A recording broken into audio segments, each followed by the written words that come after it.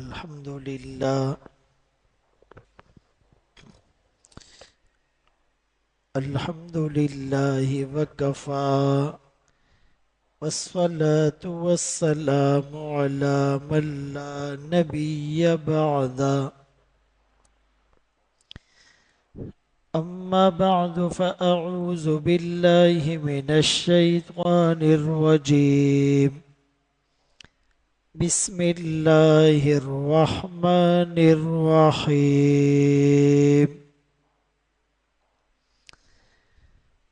أفمن شرح الله صدره للإسلام فهو على نور من ربه وقال النبي صلى الله عليه وسلم الدين النصيحة أو كما قال عليه الصلاة والسلام صدق الله مولانا العظيم وصدق رسوله النبي الأمي الهاشمي المدني الكريم ونحن على ذلك لمن الشاهدين والشاكرين والحمد لله رب العالمين. واجب الاحترام عزیزان گرامی، آپ کے سامنے قرآن کریم فرقان مجید کی ایک آیت کریمہ تلاوت کی اور سرکار دو عالم تاجدار مدینہ محمد مصطفیٰ احمد مجتبیٰ صلی اللہ علیہ وآلہ وسلم کی حدیث مبارکہ پیش کی. حدیث پاک میں آتا ہے کہ جیسے کپڑا پرانا ہو جاتا ہے اسلام بھی پرانا ہو جائے گا.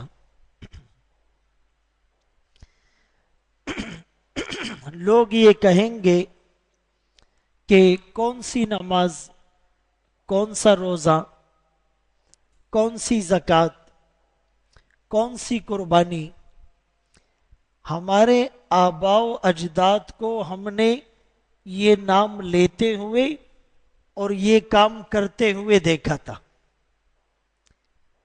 آج بھی جب تبلیغی جماعتیں افریقی ممالک جاتی ہیں، یورپین کنٹریز جاتی ہیں، تو وہاں کچھ لوگ ایسے ملتے ہیں جن کے نام مسلمانوں والے ہوتے ہیں لیکن وہ خود عیسائی یا یہودی ہوتے ہیں، اور جب تھوڑی سی ان کو ترغیب دی جائے تو وہ گھر سے قرآن اٹھا کر لے آتے ہیں. بہت بوسیدہ اور قدیم اور پرانا نسخہ ہوتا ہے اور کپڑوں میں اور غلاف میں اس کو لپیٹا ہوتا ہے اور کہتے جی ہمارے پردادا اس کتاب کو پڑھا کرتے تھے، اس کے بعد ہمیں کچھ نہیں پتا.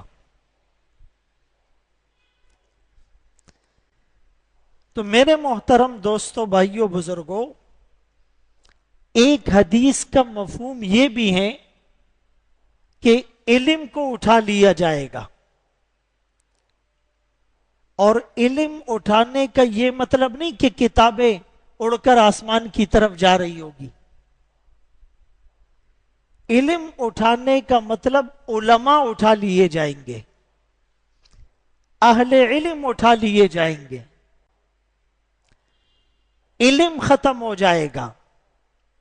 آپ کہیں گے علم تو دن بدن بڑھ رہا ہے، پہلے بہت بڑی لائبریری اور اس میں ہزاروں کتابیں ہوتی تھی، اب ایک موبائل کے اندر پی ڈی ایف کے اندر الموسوعۃ الحدیثیہ کے اندر المکتبۃ الشاملہ کے اندر، اسلام 360 کے اندر ہزاروں کتابیں اور لاکھوں صفحات کا مواد اور کانٹینٹ موجود ہے۔ پہلے کسی حدیث کو تلاش کرنے کے لیے سفر کرنے پڑتے تھے، کتابوں کی ورق گردانی ہوتی تھی، صفحات کو ٹٹولا جاتا تھا، اہل علم کے پاس جایا جاتا تھا۔ اب تو گوگل میں ایک کلک پر ساری چیزیں اور ڈیٹا سامنے آ جاتا ہے، تو بظاہر تو یہ لگ رہا ہے کہ علم بڑھ رہا ہے۔ تو اس کا مطلب یہ ہے علم ختم ہو جائے گا، یعنی صحیح اور راسخ اور حقیقی اور مستند علم ختم ہو جائے گا، غلط معلومات زیادہ ہو جائے گی، بے سند باتیں، غیر مستند باتیں، غیر حقیقی باتیں، افسانوی من گھڑت کہانیاں، اساطیر الاولین، یہ زیادہ ہو جائے گی۔ آج وہی زمانہ ہے کہ جن لوگوں کا علماء کے ساتھ ربط نہیں ہے، تو وہ کہتے جی ہم نے تو فیس بک پہ یہ پڑھا، یوٹیوب میں یہ سنا، فلاں اسکالر نے یہ بات کی، فلاں موٹیویشنل اسپیکر نے یہ نقطہ بتایا، اس کتاب میں یہ لکھا ہے، اس ویب سائٹ میں یہ ہیں، اس ڈکشنری میں یہ ہیں۔ اس کو دیکھے بغیر کہ اس کتاب کو لکھنے والا کون ہے، اس کے استاد کون ہے، اس کا ماضی کیسا ہے، اسی لیے فرمایا الاسناد من الدین۔ یہ جو سند ہوتی ہے نا کہ میں نے اس سے سنا، اس نے اس سے سنا، یہ دین کا حصہ ہے۔ لولا الاسناد لقال من شاء ما شاء، اگر سند کا سلسلہ نہ ہوتا تو جس کے جو جی میں آتا وہ کہتا۔ اسی لیے اس زمانے میں بظاہر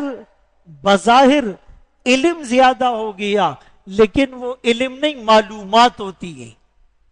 اس کو پرکھنا، اس کو جانچنا، اس کو ویریفائی کرنا، اس کی جانچ پڑتال کرنا، اس کی تحقیق کرنا، اس کے مصادر دیکھنا، اس کے مراجع دیکھنا، اس کے ریفرنسز دیکھنا، اس کے راویوں کو دیکھنا، یہ بہت ضروری ہے۔ اور عیسائیت، قادیانیت، یہودیت اس مشن پر ہیں۔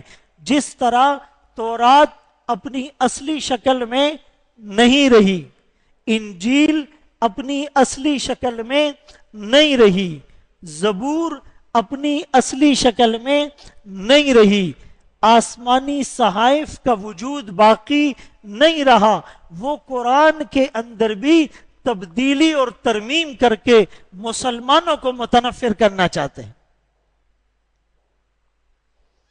اسی لیے یہ بہت اہم حدیث ہے جو میں آپ کو بتا رہا ہوں۔ رسول اللہ صلی اللہ علیہ وآلہ وسلم نے فرمایا اسلام پرانا ہو جائے گا جیسے کپڑا پرانا ہو جاتا ہے۔ اب بہت سے لوگ نماز پڑھتے ہی نہیں ہیں، بہت سے لوگ روزہ رکھتے ہی نہیں ہیں، بہت سے لوگ زکوٰۃ سے عملاً انکاری ہیں، بہت سے لوگ حج کو اہمیت ہی نہیں دیتے، بہت سے لوگ قربانی میں تعویلات کرتے ہیں اور قربانی نہیں کرتے، اور کچھ لوگ اگر وہ یہ اعمال کرتے بھی ہیں تو ان کی نمازوں کا حال ہم سب کو پتہ ہے، ہمیں اپنی نمازوں کا حال پتہ ہے۔ وہ نماز نہیں، وہ روزہ نہیں، جو ہمیں جھوٹ سے اور غیبت سے اور چغلی سے اور گالم گلوچ سے اور فسق اور فجور سے اور اللہ کی نافرمانی سے نہیں روکتا۔ اس حج کا کیا فائدہ جس میں رفث بھی ہو، فسوق بھی ہو، جدال بھی ہو، بے حیائی، فحاشی، نافرمانی اور جھگڑے ہو؟ اس قربانی کا کیا فائدہ جو دکھلاوے کے لیے ہو، سٹیٹس پر اور فیس بک پر ایک دوسرے کو اپنا جانور دکھاتے، میرا جانور اتنا بڑا ہے، میں نے اتنا مہنگا جانور خریدا، اور گلوں میں ان کے گھنٹیاں ڈال کر اور ہار ڈال کر گلیوں میں گھماتے؟ کیا مقصد ہوتا ہے؟ تو میرے محترم دوستو، بھائیو، بزرگوں، اس حدیث پاک کے اندر اس کو یوں بیان کیا کہ جب علم ختم ہو جائے گا یا علم کم ہو جائے گا یا غلط معلومات کو پھیلا دیا جائے گا، وائرل کر دیا جائے گا، اور اہل علم جو حقیقی اور راسخ علماء ہیں وہ کم ہو جائیں گے، تو لوگ کیا کریں گے؟ لوگ جاہلوں کو اپنا مقتدا بنائیں گے۔ آج کل ایسے یعنی عقل سے عاری انسان، وہ میڈیا اور سوشل میڈیا پر آپ دیکھتے ہیں کہ ان کی بے تکی باتیں ہوتی ہیں، بے دلیل باتیں ہوتی ہیں، قرآن اور حدیث کو اپنی عقل، اپنی لوجک اور فلسفے کی بنیاد پر پرکھتے ہیں، لیکن ان کے فالوور بھی لاکھوں میں ہوتے ہیں، ان کی مان کر چلنے والے بھی ہزاروں میں ہوتے ہیں۔ تو ان تمام باتوں کی طرف نشاندہی کی جا چکی ہے کہ آخر زمانے میں لوگ جاہلوں کو اپنا سردار اور اپنا رول ماڈل اور اپنا آئیڈیل اور اپنا مقتدا بنا لیں گے۔ وہ کیا کریں گے؟ وہ بغیر علم کے فتویٰ دیں گے، تو خود بھی گمراہ ہوں گے، اوروں کو بھی گمراہ کریں گے۔ ہم تو ڈوبے ہیں صنم، تمہیں بھی لے ڈوبیں گے۔ میرے محترم دوستو، بھائیو، بزرگوں، آپ غور کریں، آج باطل کا سب سے بڑا زور کہ کسی طرح مسجد کو اور مدرسے کو، منبر کو اور محراب کو، علماء کو اور طلباء کو، تبلیغ والوں کو اور خانقاہ والوں کو، داڑھی والوں کو اور پگڑی والوں کو کسی طرح بدنام کر کے، عوام کو ان سے بدظن کر کے ان کے درمیان دوریاں پیدا کی جائے، ان کا رابطہ ختم کر دیا جائے، ان کو ایک دوسرے سے ڈسکنیکٹ کر دیا جائے، پھر ہم جو کہیں گے یہ مان لیں گے، انہیں کوئی کاؤنٹر کرنے والا نہیں ہوگا۔ اب حدیث پاک میں اتنا واضح اشارہ موجود ہے، تو آپ لوگوں نے اپنی نسبت کو علماء سے جوڑے رکھنا ہے۔ اب یہ جو جمعے کے دن جمعے کا خطبہ ہوتا ہے، اس کی کیا لوجک ہے کہ ایک ہفتہ اگر ہم دنیا کی رنگینیوں میں کھو گئے ہیں اور مصروفیت میں ہم جو ہیں وہ تھوڑے سے غافل ہو گئے ہیں، تو جمعے کے دن جو سید الایام ہے، دنوں کا سردار، لوگ آئیں گے صاف ستھرے ہو کر، ظاہری بدن کو بھی صاف کریں گے اور باطنی صفائی کے لیے مسجد میں آئیں گے، روح کو پاکیزہ اور منور اور معطر کرنے کے لیے آئیں گے، صلاۃ التسبیح پڑھیں گے، قرآن اور حدیث کی بات سنیں گے، پھر نماز پڑھیں گے، پھر دعا کریں گے، تو وہ میل اتر جائے گا۔ اب بہت سے لوگوں کو میں اور آپ دیکھتے ہیں، وہ کسی بھی مسجد میں جمعے کے دن انٹر تب ہوتے ہیں جب عربی خطبہ شروع ہو رہا ہو، اور وہ کہتے ہیں او جی ہم تو روز فیس بک پہ بیانات سن لیتے ہیں، آج کل تو دین سیکھنا بڑا آسان ہو گیا ہے۔ میرے محترم دوستو، بھائیو، بزرگوں، جو اس منبر و محراب اور مسجد کی روحانیت ہے وہ آپ کو دوسری جگہ نظر نہیں آئے گی۔ اسی لیے امام بخاری رحمت اللہ علیہ فرماتے ہیں، العلم قبل القول والعمل، علم پہلے ہے، بیان کرنا بعد میں ہے، عمل کرنا بعد میں ہے۔ علم ہی نہیں ہوگا تو عمل کیسے کریں گے؟ اور علماء نے کہا العلم بلا عمل عقیم، کہ علم ہے لیکن اس پر عمل نہیں، یہ بانجھ ہے، وہ عورت جس کی اولاد نہیں ہوتی۔ جو آدمی علم پر عمل نہیں کرتا اس کا فیض نہیں پھیلتا۔ یہ مشک کی وہ بوتل یا تھیلا ہے جس کا منہ بند کر دیا گیا ہے۔ والعمل بلا علم سقیم، اور ایک آدمی عمل تو کرتا ہے لیکن علم نہیں ہے، نمازیں پڑھتا ہے، نمازوں کا علم نہیں ہے، فرائض کا، واجبات کا، سنتوں کا، مفسدات کا،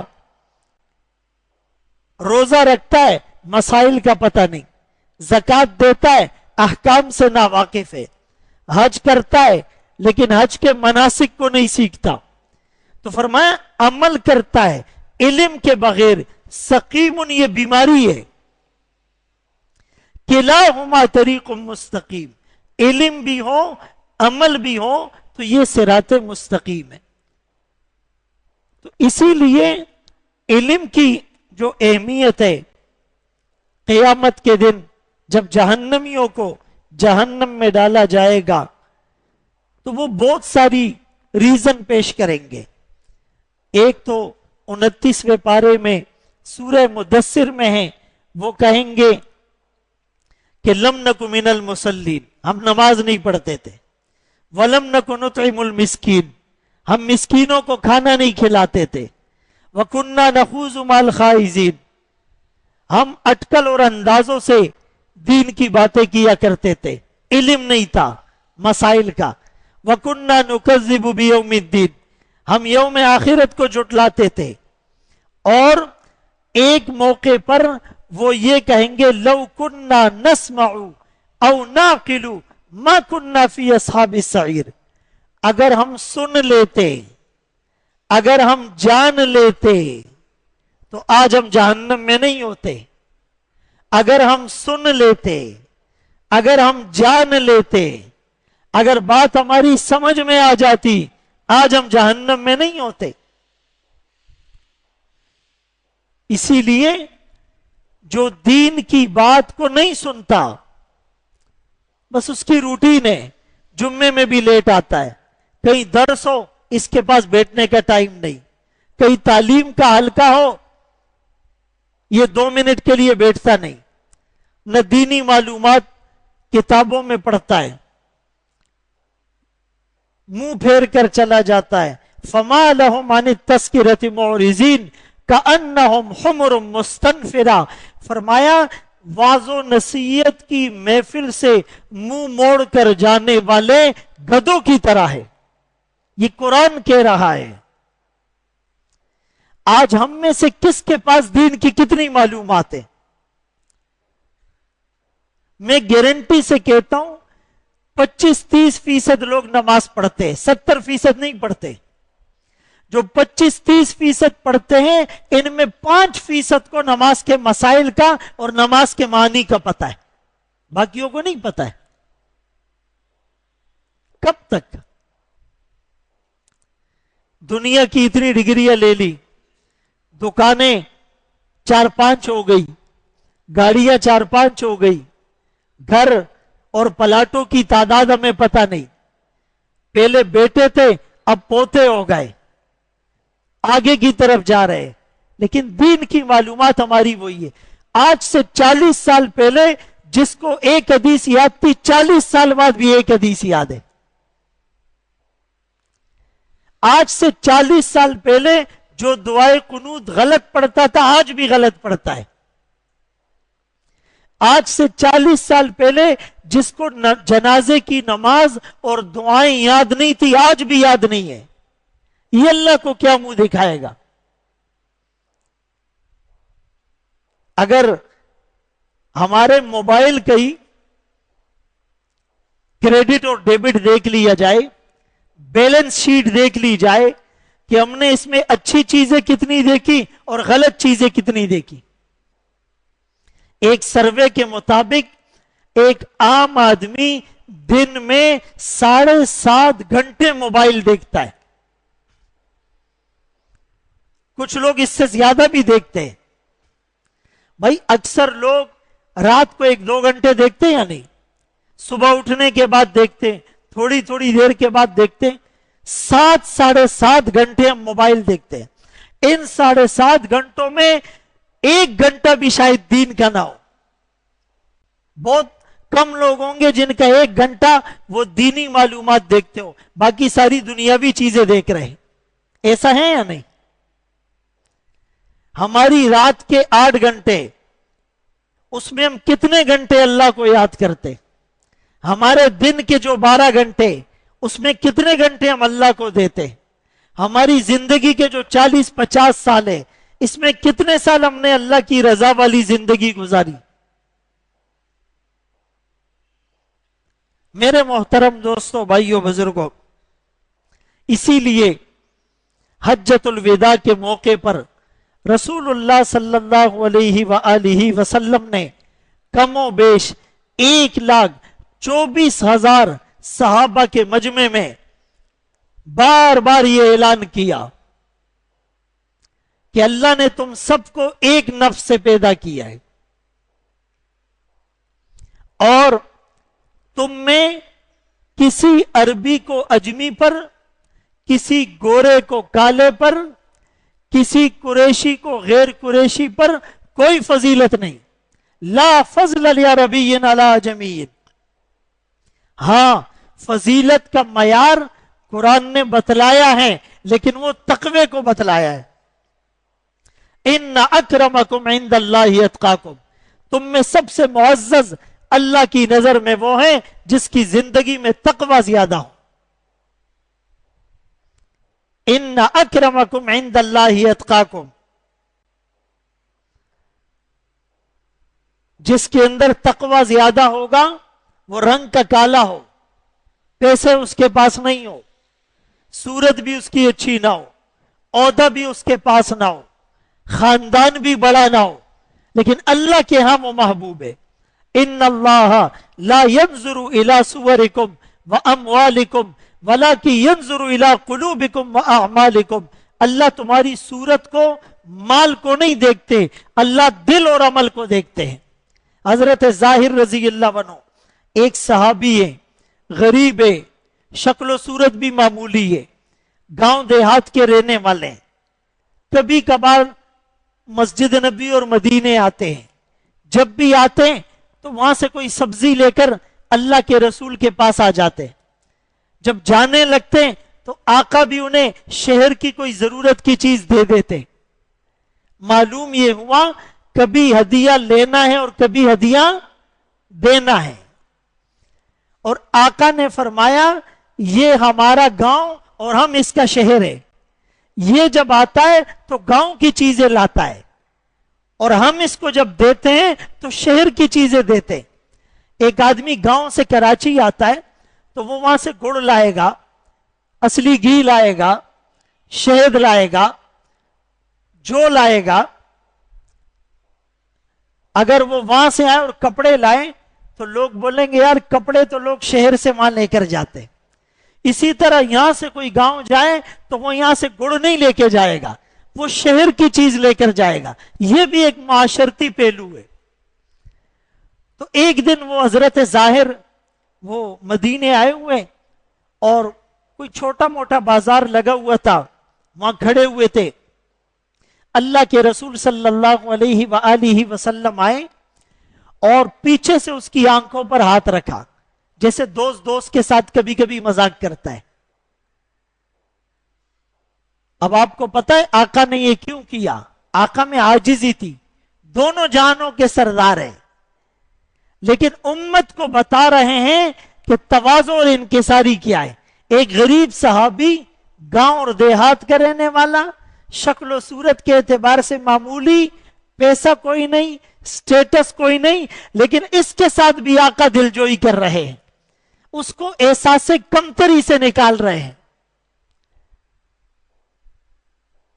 اچھا پہلے تو اس نے اپنے آپ کو چھڑانے کی کوشش کی, لیکن آقا نے زور سے کہا کہ لوگ بھی متوجہ ہو جائے, سب کو پتا چل جائے کہ اس غریب صحابی کے ساتھ दोनों जहानों का सरदार कितनी मोहब्बत करता है और क्यों करता है।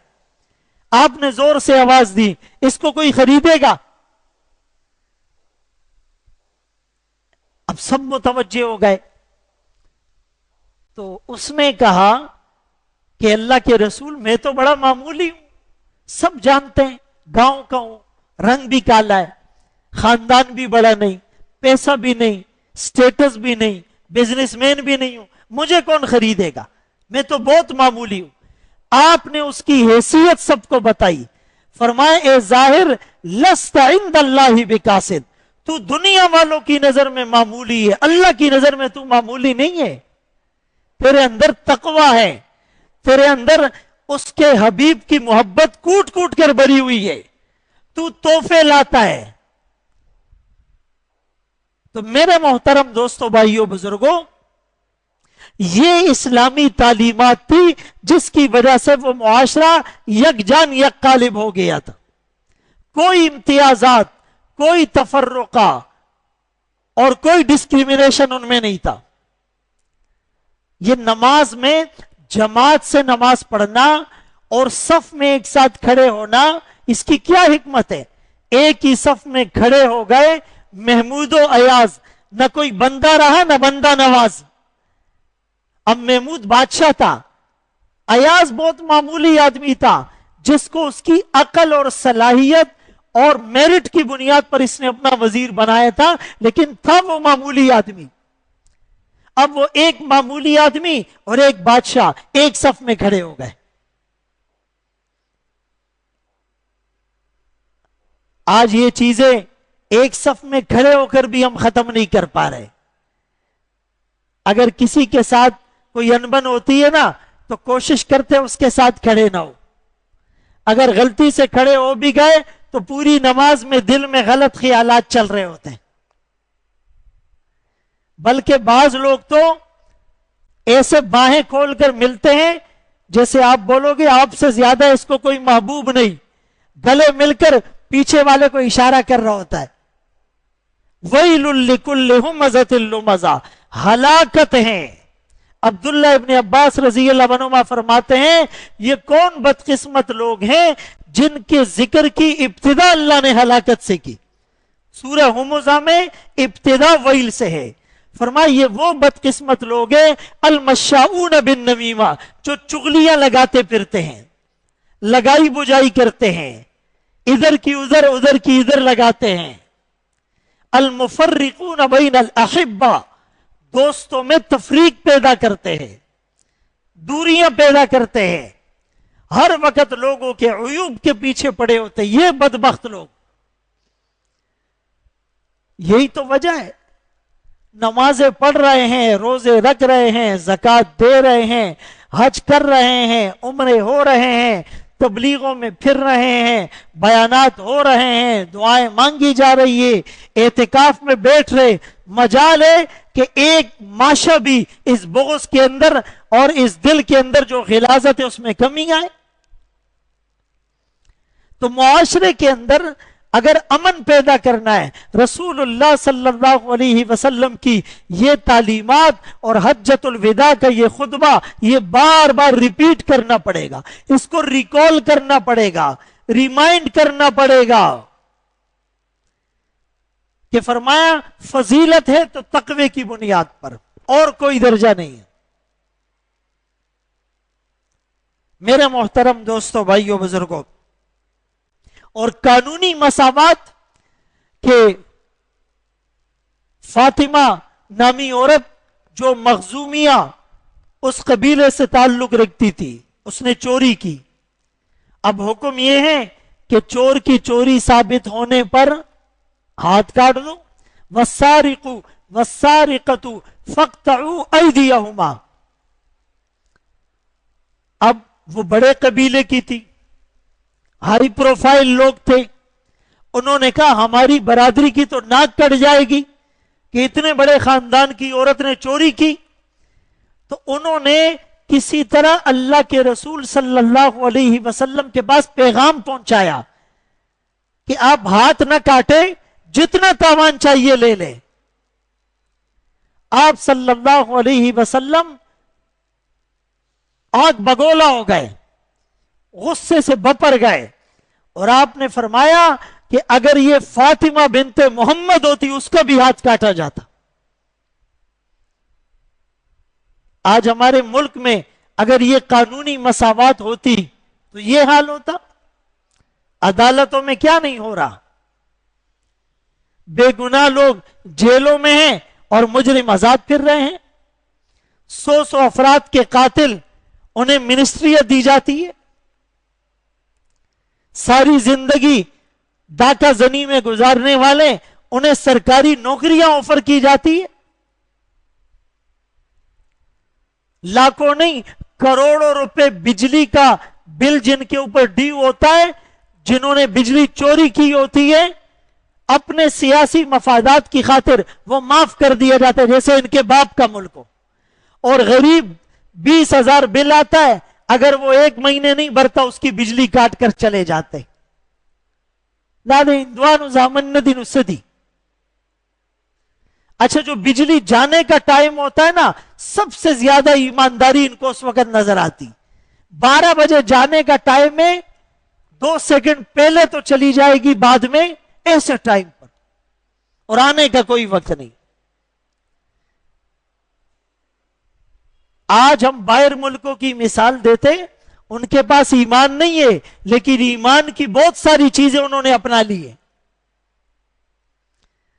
मजाले के वहां पर लोड शेडिंग हो, वहां पर गैस शेडिंग, गैस की कमी हो, वहां पर पानी का मसला हो। मेरे मोहतरम दोस्तों, भाइयों, बुजुर्गों,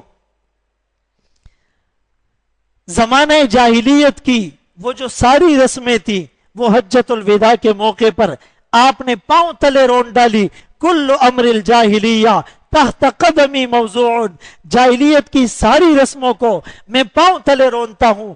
आज के बाद कोई मजलूम नहीं रहेगा। जालिम का हाथ रोका जाएगा, चोर का हाथ काटा जाएगा, जिना करने वाले शादीशुदा जोड़े को संसार किया जाएगा, करप्शन करने वाले को केफरे किरदार तक पहुंचाया जाएगा, कातिल को किसास में कत्ल किया जाएगा, मीरास को बराबरी की बुनियाद पर तकसीम किया जाएगा, औरतों के साथ जबरदस्ती कोई निकाह नहीं कर सकेगा, औरतों को उनका मेहर और नान नफका और जायज हुदूद दिए जाएंगे। ये सारा ऐलान आपने आखिर में किया था। काश मुसलमान और मुसलमान हुक्मरान और मुसलमान हुकूमतें हज्जतुल विदा के जो आलमी चार्टर है इंसानियत का, उसको एक दफा देख ले और उसको पढ़ ले।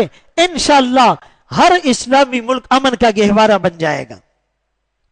तो मेरे मोहतरम दोस्तों, भाइयों, बुजुर्गों, सहाबा इकराम ने इस मंशूर पर अमल करके दिखाया। तो सहाबा का दौर कैसा मिसाली था? सिद्दीक अकबर रजी अल्लाह अन्हु का दौर, फारूक आजम रजी अल्लाह अन्हु का दौर, उस्मान गनी रजी अल्लाह अन्हु का दौर, हजरत अली रजी अल्लाह अन्हु का दौर, हजरत हसन और अमीर मुआविया रजी अल्लाह अन्हुमा का दौर। और उसके बाद एक अरसे तक जब तक ताबीन रहे, खिलाफत कायम रही, अमन कायम रहा। लेकिन बातिल और काफिरों को पता था कि खिलाफत के निजाम को सबूताज करना है। 1923 में जो सल्तनत उस्मानिया का सुकूत हुआ, अगरचे वो बराए नाम खिलाफत थी, लेकिन थी खिलाफत किसी न किसी दर्जे में इस्लाम के उसूलों के करीब थी। तो काफिरों को यह भी गवारा नहीं था। 1923 में तुर्की में सल्तनत उस्मानिया को खत्म कर दिया गया। और आज जब कोई खिलाफत की बात करता है, इस्लामी रियासत की बात करता है, तो सारी दुनिया उसके दुश्मन हो जाते हैं। उन्हें पता है कि जब खिलाफत कायम होगी तो फिर मुसलमान दिन ब दिन उरूज की बुलंदियों पर गामजन होंगे। सहाबा इकराम रिजवानुल्लाहि ताला अलैहिम अजमईन का ज़ौक़ भी मुख्तलिफ था। मैंने शुरू में आपको बताया कि हर चीज के लिए इल्म होना जरूरी है, तब आप परख सकते हैं। जैसे सहाबा का ज़ौक़ मुख्तलिफ था। सिद्दीक अकबर रजी अल्लाह अन्हु का ज़ौक़ क्या था? हर वक्त आपके चेहरे अनवर को देखता रहूं। जब आपसे पूछा गया کون سی 3 چیزیں آپ کو پسند ہیں؟ النظر الیک، فرمایا آپ کی طرف دیکھتے رہنا، اور دوسری چیز بتائی انفق مالی علیک، مال آپ پر خرچ کر دوں، اور تیسری چیز بتائی کہ میری بیٹی آپ کے نکاح میں ہو۔ کتنی چیزیں ہوئی بولو؟ لیکن محور ایک ہی تھا، تینوں چیزوں کا محور اللہ کے رسول کی ذات، چہرہ آپ کا، مال آپ کے قدموں میں، بیٹی آپ کے نکاح میں، ان کا ذوق تھا۔ اور ایک صحابی تھے غالباً عمر بن العاص رضی اللہ عنہ، ان کا ذوق یہ تھا کہ ادب کی وجہ سے آقا کو جی بھر کر دیکھتے ہی نہیں تھے۔ جسے بہت گناہگار آدمی ہوتا ہے نا، اور بہت بڑے اللہ والے ہوں، اگرچہ صحابہ تو بہت اعلیٰ درجے کے ایمان پر فائز تھے، لیکن ان کا تقوی تھا کہ کہاں ہم اور کہاں یہ مبارک چہرہ، ہم تو اس قابل ہی نہیں کہ دیکھے۔ جیسے بہت بڑا اللہ والا ہو تو آدمی جی بھر کر دیکھ نہیں سکتا۔ ابھی بھی بہت سے اللہ والے روضہ رسول پر سامنے سے جا کر، مواجہہ شریف پر جا کر سلام پیش نہیں کر سکتے، کہتے ہم میں جرت ہی نہیں ہے۔ یہ گناہوں میں ڈوبا ہوا انسان اور اس پاک ہستی کا سامنا کرے۔ اور ایسے لوگ بھی ہیں جو جاتے موبائل میں سیلفی یا ویڈیو بنا رہے ہوتے ہیں، ان کے گمان میں بھی نہیں ہوتا یہاں کون سی ہستی آرام فرمائے، جہاں فرشتے پر زور سے نہیں مارتے۔ تو ذوق ذوق کی بات ہوتی۔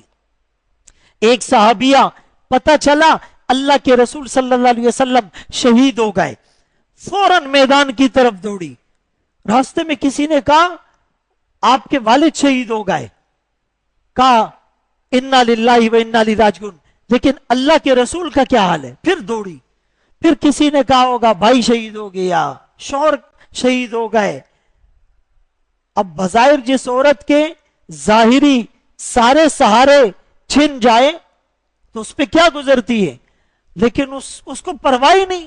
جیسے ہی اللہ کے رسول کے چہرہ انور پر نگاہ پڑی، لا ابالی اذا سلمت من عتب کل مصیبت بعدک جلل، آقا آپ صحیح سالم میں ساری مصیبتیں ہلکی ہو گئی۔ محبت اس کو کہتے ہیں۔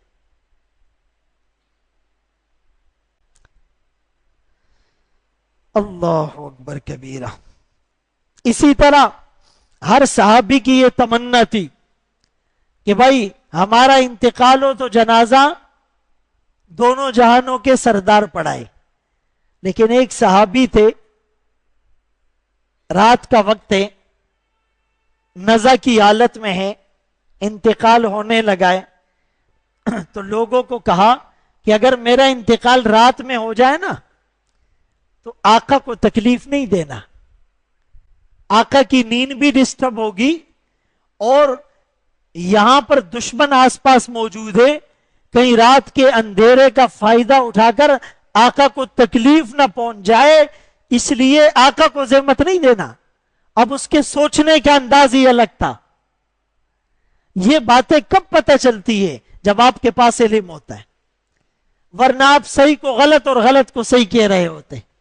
تو میرے محترم دوستو، بھائیو، بزرگوں، یہی جذبہ جو صحابہ کا تھا ہمارے اندر آ جائے۔ اور وہ جذبہ کیا تھا کہ اشارہ آبرو پر، حکم تو دور کی بات ہے، اشارے سمجھ جایا کرتے تھے، اشارہ آبرو پر جان نچھاور کر دی۔